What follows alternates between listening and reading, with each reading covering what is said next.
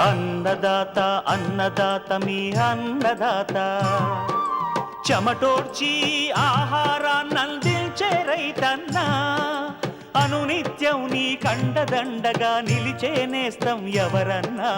అన్నదాత అన్నదాత మీ అన్నదాత.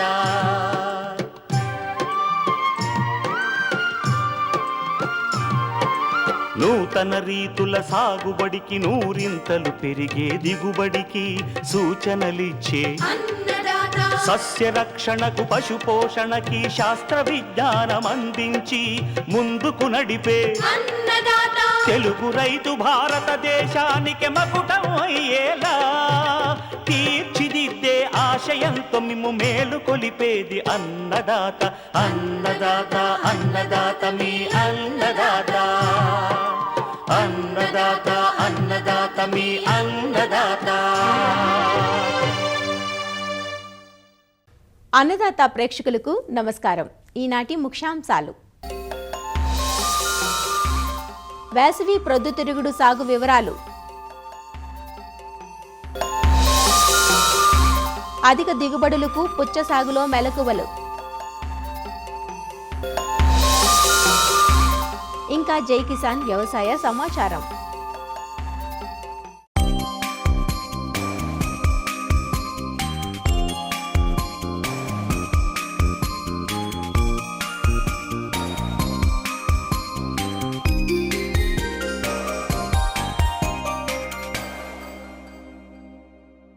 నూనెగింజ పంటల్లో వేరుశనగ తర్వాతి స్థానం ఆక్రమించింది ప్రొద్దుతిరుగుడు. ప్రొద్దుతిరుగుడును ఖరీఫ్, రబీ, వేసవి ఇలా 3 కాలాల్లోనూ సాగు చేస్తారు.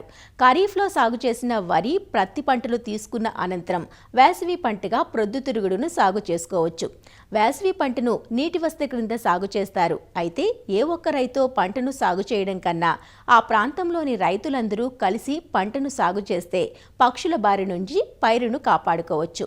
జనవరి 15 నుంచి ఫిబ్రవరి 2వ పక్షం వరకు వేసవి పంటను విత్తుకునే అవకాశం ఉంది. ప్రొద్దుతిరుగుడు సాగులో రకాల ఎంపిక మొదలు శాస్త్రీయ యాజమాన్య పద్ధతులు పాటించినట్లయితే ఎకరాకు 15 క్వింటాళ్ల అధిక దిగుబడి పొందవచ్చు. వేసవి ప్రొద్దుతిరుగుడు సాగు వివరాలు తెలియజేస్తున్నారు ఆచార్య ఎన్జీ రంగా వ్యవసాయ విశ్వవిద్యాలయం నంద్యాల ప్రాంతీయ వ్యవసాయ పరిశోధనా స్థానం శాస్త్రవేత్త డాక్టర్ ప్రభాకర్. రైతు సోదరులు తప్పకుండా ఈ ఎక్కడైతే గనక నీటి వసతి కింద మనము చూసినట్టయితే గనక వేసవిలో మనము పొద్దుతిరుగుడు సాగును చేసుకోవచ్చు. ఫిబ్రవరి 2వ వారం వరకు కూడా మనము సాగు చేసుకునే దానికి అనుకూలంగా ఉంటుంది. మంచి యాజమాన్య పద్ధతులు ఏదైతే ఉన్నాయో మెలకువలు పాటించి మనం ఈ వేసవిలో పొద్దుతిరుగుడు సాగును చేపట్టినట్టయితే గనక రైతులకు మంచి దిగుబడిని పొందేదానికి ఆస్కారం ఉంది. వాటిలో ముఖ్యంగా మనం చూసినట్టయితే గనక పంట ఏదైతే గనక ఖరీఫ్ పంట గాని, రబీ పంట గాని కోసిన తర్వాత 1-2 సార్లు మనము దుక్కిలు చేసుకుని పంట సాగు కోసము సమాయత్తం కావచ్చు. ఫైన్ గా మనము సీడ్ బెడ్ తయారు చేసుకుని రొటావేటర్ వేసుకున్న తర్వాత బోదెలు వేసుకోవాలి. ఈ ఇచ్చుకునే దానికి మనం అనుకూలమైనటువంటి వంగడాలు చూసినట్టయితే గనక NDSS 1012 ప్రభాత్ అనే రకము, ఇది నంద్యాల నుంచి వచ్చేటువంటి రకము. 39 నుంచి 41% వరకు కూడా నూనె శాతం ఉండి ఖచ్చితంగా 20 నుంచి 22 క్వింటాల వరకు హెక్టార్కు దిగుబడినిచ్చేటువంటి రకము. అదేవిధంగా DRSS 1 అనేటువంటి రకం కానివ్వండి, LSS 171 అనే రకం కానివ్వండి, లేదంటే కర్ణాటక హైబ్రిడ్ అయినటువంటి KBSS 44 అనేటువంటి హైబ్రిడ్ సన్ఫ్లవర్ హైబ్రిడ్స్ గాని రైతులకు అనుకూలమైనటువంటి రకాలను మనం ఎన్నుకొని సాగు చేసుకోవచ్చు. హెక్టార్కు 5 కిలోల విత్తనాన్ని మనం సరిపోతుంది. మనము విత్తన శుద్ధి తప్పకుండా చేసుకోవాలి. దీనికి సాఫ్ అనే మందు అయితే ఇంకా 3 గ్రాములు, అదేవిధంగా ఇమిడాక్లోపిరిడ్ అనేటువంటిది గౌచవ్ అనేది దొరుకుతుంది. ఈ మందులను మనము చేసుకొని విత్తన శుద్ధి చేసుకోవాలి. ఈ విత్తనాన్ని బోదెలు వేసుకోవాలి. తప్పకుండా బరువైన నేలల్లో అయితే కనుక 2 అడుగులకు అంటే 60 సెంటీమీటర్లకు వరుసకు మధ్యలో బోదెలు, తర్వాత తేలికపాటి నేలలకైతే గనక అంటే ఎర్ర నేలల్లో అయితే గనక సాలుకు మధ్య 45 సెంటీమీటర్ల ఎడంతో బోదెలు తోలుకొని విత్తుకోవాలి. 30 సెంటీమీటర్ల ఎడంలో అంటే మొక్కకు మధ్య 30 సెంటీమీటర్ల ఎడంలో ఒక్కొక్క విత్తనాన్ని మనము విత్తి మనం చేసుకున్నట్టయితే గనక మంచి మొక్కల సాంద్రత మనకు వచ్చేదానికి ఆస్కారం ఉంది. దీని తర్వాత మనము చూసినట్టయితే గనక విత్తిన వెంటనే మనము కలుపు రాకుండా 30 రోజుల వరకు కలుపు రాకుండా ఉండాలనుకుంటే గనక పెండిమిథాలిన్ అనేటువంటి స్టాంప్ అని దొరుకుతుంది. దీన్ని మనము 1 లీటరు 1 ఎకరానికి మనము పిచికారి చేసినట్టయితే గనక అన్ని రకాలైనటువంటి కలుపు మొక్కలు 10 రోజుల వరకు రాకుండా మనకు కంట్రోల్ చేస్తుంది.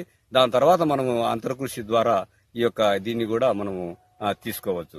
తర్వాత మనం చూసినట్టయితే కనుక ఎరువుల యాజమాన్యం ఎంతో కీలకమైనది. ఇది ఎక్కువగా భూమిలో నుంచి సారవంతాన్ని తీసుకుంటుంది కాబట్టి తప్పకుండా 2 సంవత్సరాలకు ఒకసారి పశువుల ఎరువును ఏదైతే ఉందో 2 టన్నులు ఎకరానికి మనము తప్పకుండా వేయాలి.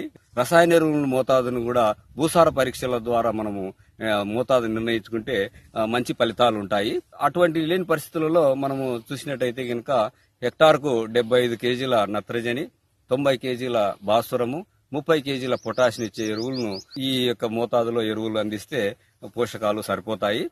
వీటికి మనము లెక్కేసుకున్నట్టయితే కనుక నత్రజని ఎరువులలో 30%, తర్వాత భాస్వరం ఎరువులు ఏదైతే 90 కేజీలు మనము హెక్టార్కు చెప్పినామో అది మొత్తము, తర్వాత ఈ యొక్క పొటాష్ ఏదైతే 30 కేజీలు ఉందో దాంట్లో 50%, 50% ఎరువులను మనము ఆఖరి దిక్కులో అందించాలి. నత్రజని ఎరువులు ఏదైతే ఉన్నాయో 30% 30 రోజులప్పుడు ఒకసారి, తిరిగి 55 రోజులప్పుడు పూత దశలో ఉండేటప్పుడు ఈ మిగిలినటువంటి 30% నత్రజని, 50% పొటాష్ ఎరువులు మనం అందించి చేసినట్టయితే గనుక ఎరువుల యాజమాన్యము పూర్తి చేసిన వాళ్ళం అవుతాము. అదే విధంగా మనము ఈ యొక్క పొద్దుతిరుగుడు పంటకు చూసినట్టయితే గనుక ప్రత్యేకమైనటువంటి పోషకం ఒకటి ఉంది, బోరాన్ అనేది. ఈ బోరాన్ అనేటువంటి పోషకము వేయడం వలన గింజలలో ఫలదీకరణ బాగా జరిగి గింజల యొక్క ఫర్టిలిటీ కానివ్వండి, గింజ బరువు కూడా పెరిగేదానికి ఆస్కారం ఉంటుంది. ఈ బోరాన్ ను మనము చూసినట్టయితే కనుక 2 గ్రాములు 1 లీటర్ నీటికి మనం హెడ్స్ తడిసేటట్టుగా 50 నుంచి 55 రోజులు పంటకాలం ఉండేటప్పుడు ఒకసారి పిచికారీ చేస్తే ఈ బోరాన్ పోషకం ప్రత్యేకమైనటువంటి పోషకాన్ని కూడా అందించడానికి ఆస్కారం ఉంటుంది. నీటి యాజమాన్యం కూడా మనము మెలకువలు పాటించాల్సి ఉంటుంది. తప్పకుండా మనము విత్తుకునేటప్పుడు మంచి తేమ ఉండేటట్టుగా ప్రీ సోయింగ్ ఇరిగేషన్ అనేది మనం ఒకసారి ఇవ్వాలి. తర్వాత బరువైన నేలలకైతే గనక 2 నుంచి 3 తల్లులు ఈ ప్రీ సోయింగ్ ఇరిగేషన్ కాకుండా 2-3 తల్లులతోటి మనం పొద్దుతిరుగుడు పంటను సాగు చేసుకోవచ్చు. అదే విధంగా తేలికపాటి నేలలు అయితే గనక 5 నుంచి 6 తడులు మనకు అవసరమవుతాయి. ఈ వేసవి పొద్దుతిరుగుడుకు మనము సస్యరక్షణ గురించి ఆలోచన చేసినట్టయితే గనక తెగుళ్లు ముఖ్యమైనటివి. ఒకటి ఆల్టర్నేరియా, తర్వాత ఆకుముడత, తర్వాత ఈ యొక్క పౌడర్ మిల్డ్యూ అంటాము. ఈ 3తో పాటు నెక్రోసిస్ డిసీజ్ అనేది, ఈ 4 రకాలైనటువంటి తెగుళ్లను మనము అరికట్టుకునేదానికి విత్తన శుద్ధి చేసుకోవడము. అదేవిధంగా ఎక్కడైతే కనుక ఈ వైరస్ తెగుళ్లు మనం చెప్పుకున్నాం ఆకుముడత ఇటు దానిలకి తెల్లదోమ రాకుండా థయోమెథాక్సిన్ అనేటువంటి మందులు మనము పిచికారీ చేసుకున్నట్టయితే గనక మనము సస్యరక్షణ కూడా చేపట్టచ్చు. అదే విధంగా ఈ పొద్దుతిరుగుడు పంటకు వేసవిలో చేసుకునే దానిలకు ఈ పక్షుల బెడద కూడా ఉంటుంది కాబట్టి ఈ పక్షుల బెడద కోసము మనము తప్పకుండా ఈ 70-80 రోజుల తర్వాత ఒక 20 రోజుల వరకు కూడా పక్షుల బారి నుంచి రక్షించుకునేదానికి నైలాన్ నెట్స్ కానివ్వండి, లేదంటే ఇంకా రిబ్బన్లు కానివ్వండి, లేదంటే కనుక ఈ యొక్క శబ్దాన్ని ఇచ్చేటువంటి పరికరాలు ఇప్పుడు బాగా అందుబాటులో ఉన్నాయి. వాటిని మనము ఉదయము సాయంకాలము చేసి అరికట్టినట్టయితే కనుక పక్షుల బెడద నుండి కూడా పైరును కాపాడుకోవచ్చు. ఈ విధంగానటువంటి యాజమాన్యాన్ని చేపట్టిన తర్వాత ఈ పంట కోతకొచ్చే దశను కూడా మంచి నాణ్యత కోసం మనం గుర్తించాలి. పువ్వు యొక్క వెనక భాగాన్ని చూసినట్టయితే కనుక ఆకుపచ్చ రంగు నుండి పసుపచ్చ రంగు కంటే నిమ్మకాయ పండు రంగులోకి మారినప్పుడు అది మంచి కోత దశకు వచ్చినట్టుగా మనము గమనించడానికి వీలుంటుంది.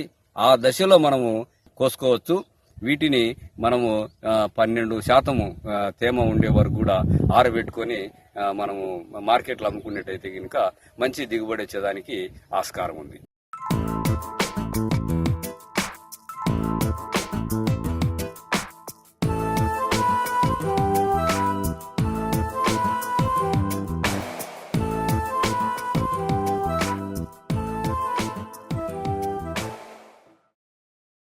దాహార్తిని తీర్చే పండుగ పుచ్చకు పేరు.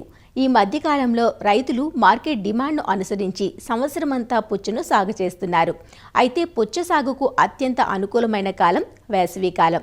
80 నుంచి 90 రోజుల్లో అందివచ్చే పుచ్చను శివరాత్రి, రంజాన్, వేసవి కాలాలను లక్ష్యంగా చేసుకుని నవంబర్ నుంచి ఫిబ్రవరి, మార్చి మాసాల వరకు దఫదఫాలుగా విత్తుకొని సాగు చేస్తుంటారు. ఈ మధ్యకాలంలో పుచ్చ సాగులో వచ్చిన మల్చింగ్, డ్రిప్ వంటి ఆధునిక విధానాలు రైతుకు ఉపయుక్తంగా ఉండి ఎకరాకు 25 నుంచి 30 టన్నుల వరకు అధిక దిగుబడులను అందిస్తున్నాయి.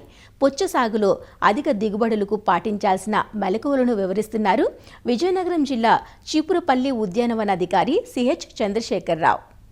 ఈ పుచ్చ సాగుని పూర్తిగా ప్యూర్ క్రాప్ గాను అదేవిధంగా అంతర పంటలుగా కూడా ఇది సాగు చేస్తున్నారు. ఇది ఎక్కువగా జనవరి నెల నుండి ఫిబ్రవరి నెల మధ్యలో ఎక్కువగా నాటుకోవడం అనేది ఎక్కువగా చేస్తుంటారు. ఇక నేలల్ని మనం పరిశీలించేటప్పుడు ఈ మురుగునీరు పోయే వసతి గల తటస్థ నేలలు వీటికి అనుకూలమైనవి. ఈ ఉదజని సూచిక 6 నుంచి 6.7 వరకు ఉన్న నేలలు వీటికి అనుకూలం. పుచ్చలో మనము రకాలని పరిశీలించినప్పుడు ఎక్కువగా సంకరజాతి రకాలకే రైతులు ఎక్కువగా మొగ్గు చూపిస్తుంటారు. వాటిల్లో మనం ప్రధానంగా అర్కా జ్యోతి కానీ, అర్కా మాణిక్ కానీ, అసహ్య మాటు కానీ, అదేవిధంగా అపూర్వ కానీ, స్వీట్ డ్రాగన్ కానీ, మాధురి రకాలు కానీ, మహారాజా రకాలు కానీ, మధుబిందు లాంటి రకాలు ఎక్కువగా హైబ్రిడ్ రకాలు రైతుల యొక్క ఆదరణ పొంది ఉన్నాయి. మరి వీటి విత్తన మోతాదు పుచ్చ సాగులో మనం గమనించినప్పుడు ఎకరానికి 1/2 కిలో విత్తనం వరకు అవసరం పడుతుంది. మనం కిలో విత్తనానికి విత్తన శుద్ధి కింద 3 గ్రాముల క్యాప్టాన్ లేదా థైరం లేదా మ్యాంకోజబ్ విత్తనాలకు అత్తుకునేటట్టుగా విత్తన శుద్ధి చేసుకోవడం మంచిది. అదేవిధంగా నేలని బాగా దుక్కి చదును చేసుకోవడం ల్యాండ్ ప్రిపరేషన్లో భాగంగా చేసుకోవాలి. తేలికపాటి నేలల్లో 2.5 మీటర్ల ఎడంతో బోధుల్ని ఏర్పాటు చేసుకొని ఈ బోధులపైన ఇరువైపులా 30 నుంచి 50 సెంటీమీటర్ల ఎడంతో విత్తనాలు నాటుకోవాలి. విత్తిన వెంటనే మనం నీరు అందించడం చేసుకోవాలి. మరి పుచ్చలో ఎరువులు పోషక యాజమాన్యాన్ని గమనించినప్పుడు ఎకరాకి 1 టన్ను వానపాము ఎరువు లేదా 4 నుంచి 5 టన్నులు బాగా చివికిన పశువుల గత్తంతో పాటు 150 కిలోలు సింగిల్ సూపర్ ఫాస్ఫేటు, 40 కిలోల మ్యూరేట్ ఆఫ్ పొటాష్, అదేవిధంగా 40 కిలోల యూరియా కలిపి మనం వాడుకోవాల్సి ఉంటుంది. విత్తనాలు ఎరువులు భూమిలో పడిన వెంటనే కాలువ లేదా డ్రిప్ ద్వారా నీరు ఇవ్వవలసి ఉంటుంది. అదేవిధంగా 25 రోజుల తర్వాత పైపాటుగా 40 కిలోల యూరియా వేసుకోవడం అనేది చేయాలి. అదేవిధంగా 2 నుంచి 4 ఆకుల దశలో 3 నుంచి 4 గ్రాముల బొరాక్స్ లీటర్ నీటి కలిపి పిచికారీ చేయడం ద్వారా ఆడపోత అనేది ఎక్కువగా వచ్చి దిగుబడి పెరిగే అవకాశం ఉంటుంది. పూత వచ్చే ముందు చిగుర్లు తుంచడం ద్వారా పక్క తీగలు అభివృద్ధి చెంది దిగుబడి పెరగడానికి అవకాశం ఉంటుంది. అదేవిధంగా పూత పిందె సమయంలో 80 కిలోల కాల్షియం అమ్మోనియం సల్ఫేట్ని మొక్క మొదలు ఇరువైపులా గొంత చేసి ఎరువేసి మట్టి కప్పడం ద్వారా కాయగా పెరుగుదల బాగా ఉంటుంది. మరి అదేవిధంగా పుచ్చలో నీటి యాజమాన్యాన్ని గమనించినప్పుడు వాతావరణం నేల స్వభావం బట్టి 5 నుంచి 7 రోజులకు ఒకసారి తడినిచ్చే పరిస్థితి చేయాలి. అదేవిధంగా పూత సమయంలో నీటిని కొంచెం బెట్ట కలిగించి తద్వారా నీరిస్తే పూత బాగా పెరిగి దిగుబడి కూడా బాగా పెరిగే అవకాశం ఉంటుంది. కలుపు యాజమాన్యాన్ని మనం చూసినప్పుడు పెండిమెథిలిన్ 1 లీటరు ప్రీ ఎమర్జెంట్ కింద 1 లీటర్ 1 ఎకరాకి మనము వాడడం అనేది చేయొచ్చు. పుచ్చలో సస్యరక్షణ పురుగుల యాజమాన్యాన్ని మనం గమనించినప్పుడు మరి చిన్న మొక్కల దశలో ఈ ఆశించేటటువంటి గుమ్మడి పెంకు పురుగు వాటి నివారణకి థైడికార్బ్ 1 గ్రాము లేదా క్లోరిపైరిపాస్ లీటర్ నీటికి 2 మిల్లీలీటర్ల చొప్పున కలిపి పిచికారీ చేయాలి. అదేవిధంగా పుచ్చల్లో పండు ఈగలు అనేది చాలా ఆర్థికంగా విపరీతంగా నష్టాన్ని కలుగజేస్తాయి. మరి ఈ పండు ఈగల నివారణకి మెథైల్ యూజినాలు, వెనిగారు, పంచదార ద్రావణం 10 మిల్లీలీటర్ల చొప్పున కలుపుకున్న ఎర్రలు పెట్టుకోవాలి. లేదా 100 మిల్లీలీటర్ల మలాతియాను, 100 గ్రాముల బెల్లం, అదేవిధంగా 10 లీటర్ల నీళ్ళలో కలిపి మట్టి ప్రమిదల్లో అక్కడక్కడ పొలంలో ఉంచడం ద్వారా కూడా వీటిని మనం నివారించవచ్చు. వాటర్ మెలాన్లో తెగుళ్ళ యాజమాన్యం చూసినప్పుడు మొవ్వకుళ్ళు తెగుళ్ళు ఉంటాయి. ఈ మొవ్వకుళ్ళు తెగుళ్ళు ఏదైతే ఉందో తామర పురుగుల ద్వారా ఇది వ్యాపిస్తుంది. తెగులు ఆశించిన మొక్కల్లో చిగుళ్ళు పసుపు రంగుకు మారి ఎండిపోతాయి. లేత ఆకుల మీద గోధుమ రంగు మచ్చలు పడి తీగ సాగకుండా పోతుంది. తీగలు చాలా కురచగా మారుతాయి, గొడ్డుగా మారే అవకాశం కూడా ఉండవచ్చు.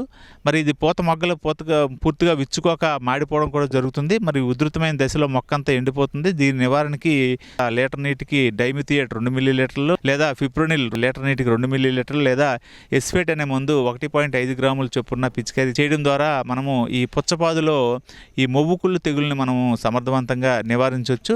పుచ్చలో ఈ ఎరువులు మరియు అదేవిధంగా సస్యరక్షణ యాజమాన్యం అనంతరం ఈ కాయ దిగుబడికి వచ్చిందా లేదా తెలుసుకోవడానికి కాయ పైన మనం ట్యాప్ చేస్తే బోలు శబ్దం అనేది రావడం జరుగుతుంది.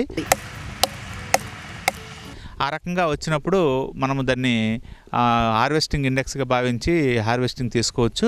ఈ రకమైనటువంటి సస్యరక్షణ యాజమాన్య పద్ధతులు పుచ్చలో పాటించిన యెడల ఎకరాకి 8 నుంచి 10 టన్నుల దిగుబడి దాకా రైతులు పొందే అవకాశం ఉంటుంది.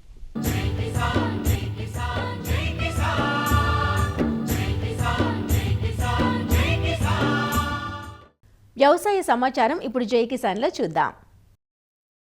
హైదరాబాద్ రాజేంద్రనగర్లోని ద్రాక్ష పరిశోధన స్థానంలో గ్రేప్ ఫెస్టివల్ ఘనంగా మొదలైంది. 5-6 రోజుల పాటు ఈ పండుగ జరగనుంది. ద్రాక్ష మేళాను శ్రీ కొండా లక్ష్మణ్ ఉద్యాన విశ్వవిద్యాలయం ఉపకులపతి డాక్టర్ దండ రాజిరెడ్డి లాంఛనంగా ప్రారంభించారు. ఈ కార్యక్రమంలో వైఎస్ఆర్ ఉద్యాన విశ్వవిద్యాలయం మాజీ ఉపకులపతి డాక్టర్ ఎస్డి శిఖామణి, రాజేంద్రనగర్ గ్రేప్ రీసెర్చ్ సెంటర్ అధిపతి డాక్టర్ టి సురేష్ కుమార్, శాస్త్రవేత్తలు, ద్రాక్ష రైతులు, విద్యార్థులు పాల్గొన్నారు. గ్రేప్ ఫెస్టివల్కి వచ్చేసాను 2025.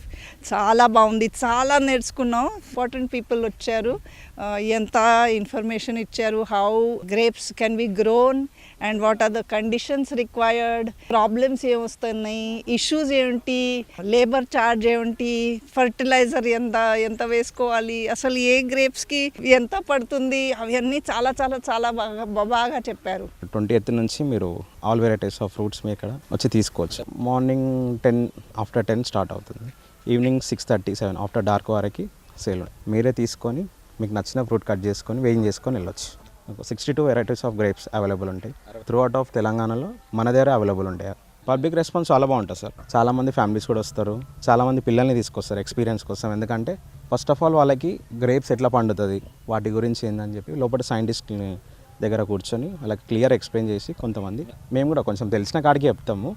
డీప్గా నాలెడ్జ్ ఏమైనా కావాలంటే, వాళ్ళు పండించుకోవాలంటే సైంటిస్ట్ని వాళ్ళు. తెలుగు రాష్ట్రాల్లో ప్రత్యేకించి తెలంగాణలో ద్రాక్ష పంట సాగు, విస్తీర్ణం, పంట కోతల అనంతరం తీసుకోవాల్సిన జాగ్రత్తలు, అదనపు విలువ జోడింపు, ఉప ఉత్పత్తుల తయారీ, బ్రాండింగ్, మార్కెటింగ్, విదేశీ ఎగుమతుల వంటి అంశాలపై విస్తృతంగా చర్చించారు. అంతర్జాతీయ విపణిలో ద్రాక్ష పండ్లకు విపరీతమైన డిమాండ్ ఉన్న నేపథ్యంలో Europe, Canada, Gulf, Russia, Netherlands వంటి దేశాలకు ఎగుమతులు చేయడానికి పుష్కలమైన అవకాశాలున్న దృష్ట్యా రాష్ట్రంలో పంట సాగు విస్తీర్ణం పెంచేందుకు రైతులను పెద్ద ఎత్తున ప్రోత్సహించడంతో పాటు ప్యాకింగ్ హౌజులు, ప్రాసెసింగ్ యూనిట్లు, శీతల గిడ్డంగుల స్థాపన వంటి వాటికి రాయితీలు కల్పించాలని పలువురు రైతులు సూచించారు. ముఖ్యంగా ఈసారి మనము చూసుకున్నట్టయితే కలర్డ్ గ్రేప్ వెరైటీస్లో రెడ్ గ్లోబ్, కిస్మిస్ చెర్నీ కానీ, లేదంటే ఫ్లేమ్ సీడ్లెస్, ఫ్యాంటసీ సీడ్లెస్ అనేది కూడా మంచి మంచి కలర్డ్ వెరైటీస్ అని మంచిగా కాయటం జరిగింది. మంచి కలర్ ఉండేసి ఆకర్షణీయమైన రంగులో ఉండి సందర్శకుల నుంచి మాకు మంచి రెస్పాన్స్ వస్తుందని ఆశిస్తున్నాము. దాదాపు 60 రకాలని కూడా ఇష్టపడే వాళ్ళు ఉన్నారు మనకు. కొందరు కొన్ని రకాలు బాగా ఇష్టపడతారు. వాటి కోసమే మాకు దాదాపు జనవరి నుంచి ఫోన్స్ చేయటము, ఎప్పుడు ఈ గ్రేప్ ఫెస్టివల్ స్టార్ట్ అవుతుందనేసి కనుక్కోవటం జరుగుతుంది. 19వ తారీఖు నుంచి సందర్శకులకు అనుమతించడం జరుగుతుంది. కన్జ్యూమర్స్ కానీ, లేదంటే ద్రాక్షను ఇష్టపడే వ్యక్తులు కానీ, లేదంటే కళాశాల విద్యార్థులు, స్కూల్ విద్యార్థులు కూడా మంచిగా రావటం జరుగుతుందండి. గ్రేప్ ఫెస్టివల్కు ప్రతి వాళ్ళు కూడా దీని మీద చాలా శ్రద్ధ చూపించడం జరిగింది. ఎలైట్ పీపుల్, సో వాళ్ళు వచ్చి మనం చూడటము, అలాగే మన గ్రేప్ గ్రోవర్స్ ముఖ్యంగా మనకు పండించే వాళ్ళు చాలా ముఖ్యము. వాడకం అనేది పెరుగుతూ ఉంది. ఈ వీళ్లకు ఒక మంచి అవగాహన వచ్చినప్పుడు తప్పకుండా వీటిని ప్రాచుర్యంలోకి తేవడానికి అవకాశం ఉంటుందని ఈ గ్రేప్ ఫెస్టివల్ అనేది మనం చేసుకోవడం జరిగింది. ప్రతి సంవత్సరం కూడా చేస్తాము. అలాగే ఒక గ్రేప్ ఫెస్టివలే కాకుండా మిగతా పంటలపైన కూడా, కూరగాయల పంటలపైన కానీ, మామిడి కానీ, ఇంతకుముందు మనము ఫ్లవర్ షో కూడా చేసాం. ఈ విధంగా ప్రతి పంటపై కూడా ముందుకు తీసుకెళ్ళి డెఫినెట్గా మనం ఉద్యాన పంటల విస్తీర్ణాన్ని పెంచి రైతులకు అధిక లాభాలు గడించడానికి ప్రయత్నం చేస్తాం. సో నగరవాసులకు మంచి ద్రాక్షలు ఎంత ఎక్కువ తింటే అంత ఇక్కడనే పండించాలనేటువంటి ప్రణాళిక మేము సిద్ధం చేస్తున్నాము. వేరే రాష్ట్రాల నుంచి కాకుండా ఏదైతే రెసిడ్యూస్ తక్కువగా ఉండే పండించేటువంటి ద్రాక్షలను కూడా కల్టివేట్ చేస్తాము. ద్రాక్ష పండ్లకు డిమాండ్ పెరుగుతోన్న దృష్ట్యా రానున్న రోజుల్లో ద్రాక్ష సాగు విస్తీర్ణాన్ని మరింత పెంచే దిశగా పలు ప్రణాళికలు రూపొందిస్తున్నట్లు పరిశోధనా స్థానం అధికారులు చెబుతున్నారు.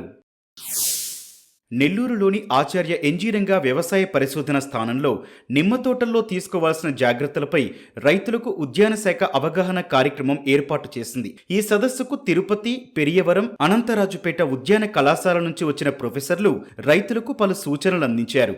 మన నెల్లూరు జిల్లాలోనే రాష్ట్రంలోనే ఎక్కువ శాతము నిమ్మ సాగులో ఉండడము, అలాగే నిమ్మ ఉత్పత్తిలో 80% వరకు కూడా మనకి నెల్లూరు జిల్లా నుంచే వస్తుంది. కాబట్టి ఈ పంట ప్రాముఖ్యతను చూసుకొని రైతులకి పంట సాగులో వచ్చే సమస్యల గురించి, పురుగులు తెగుళ్ళని ఎలా నివారించుకోవాలా అని రైతులకు మంచి అవగాహన కల్పించడానికి నిమ్మలో క్రాప్ సెమినార్ అనేదాన్ని జరుపుకుంటున్నామండి.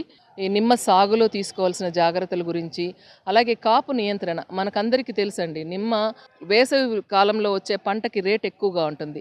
మరి రైతులు ఆ టైంలో కాపు తీసుకోవాలంటే ఎలాంటి యాజమాన్య పద్ధతులు పాటించాలా, నేల కానీ అలాగే మొక్కలు నాటుకునేటప్పుడు ఏ విధమైన జాగ్రత్తలు తీసుకోవాలా, నిమ్మలో ఎందుకు మొలకలే నాటుకోవాలా, ఇలాంటి విషయాలన్నిటి గురించి కూడా నిమ్మ మీద జరిగే దీంట్లో రైతులకి మనం ఇవన్నీ చెప్పడం జరుగుతుంది, అవగాహన కల్పించడం జరుగుతుంది. మన నెల్లూరు జిల్లాలో 24,000 ఎకరాల పైచిలకు నిమ్మ సాగు అవుతుంది.